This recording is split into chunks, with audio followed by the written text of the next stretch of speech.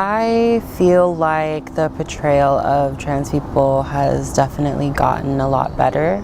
I think that compared to decades ago when there were silent films that incorporated trans people into it, they were always supposed to be as though like we're just a joke, or like we're just not actual people, like we're just a laughing stock. I think that for such a long time, going back to those decades of silent films, that is how trans people were just thought to be. They were just thought to be cross-dressing people. They were thought to be just gay men wearing dresses, but it's truthfully a disgusting thing when that's kind of the only sort of source that they have to go off of.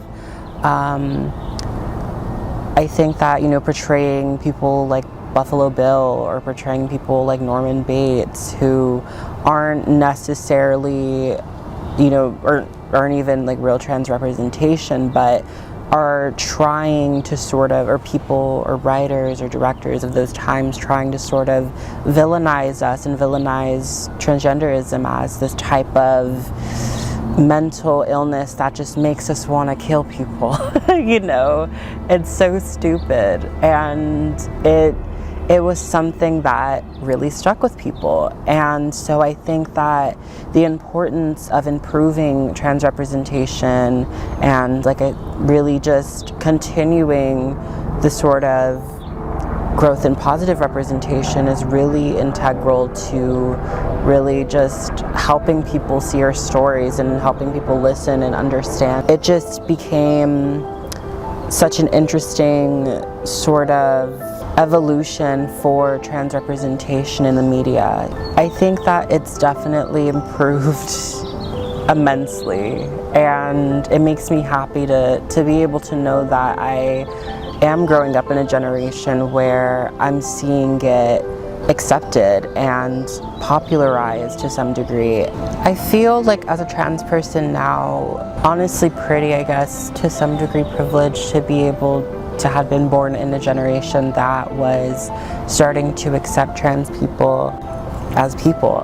And I think that that does start to be supported simply by the fact that trans representation started becoming more prevalent in recent years. We had a show called Pose, which is such a beautiful show. It's a very educational show for anyone who really is trying to get into learning or trying to understand LGBTQ people. It's also a great show when it comes to history, talking about the AIDS epidemic and showing how it affected everyone, showing the worries, the scares, how some women, trans women, were fetishized and how some women were murdered. It was a really hard time for a lot of queer people back in those days, and I think especially if you were Latina or Black, that was very rough, and even today, most trans women that are murdered are of color.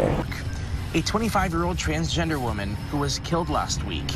Maria Carrion doesn't know why her daughter was targeted, and neither do police, they say. Iris was transgender. Murder in Puerto Rico is raising concern about the safety of transgender people in the U.S. territory. In one of the crimes catching police's attention, a fourth transgender woman has been murdered in Dallas. It's such a disgusting, disproportionate rate that makes me uncomfortable because I could be next, I never know. And so some people, they prey on us and they try to do whatever they can to sort of, reel us in. They'll go on dating apps, they will be super romantic, super sweet, but then just show their true colors at some point. And it's sad. Or they'll want to hide us, put us in the shadows when trans women don't deserve to go through that. We are women and we deserve to be loved for who we are and be appreciated and respected for who we are. And it's not easy waking up day to day and, sometimes having gender dysphoria and sometimes having this feeling of not wanting to really function or get out of bed, or there's so much that really coincides with being a trans person. And I think that whenever people are transphobic or very discriminatory, they don't take into account the type of stuff that we really go through, the mental strain of having to consistently be strong, and it's very hard. I've met so many different trans people that have different trans outlooks. Some are very cutthroat, some are very nonchalant, some are very understanding, some aren't. And I think that I understand every perspective. I understand why some people feel this way or that way. And I think that every type of mindset that a trans person has is valid when it comes to the way that they want to be treated.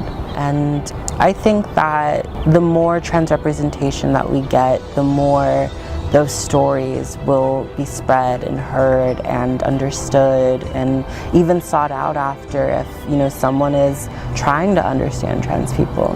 It's super important for that to continue to be spread and learned, and I am super happy to, be a part of a generation that is accepting and, appreciates me for me.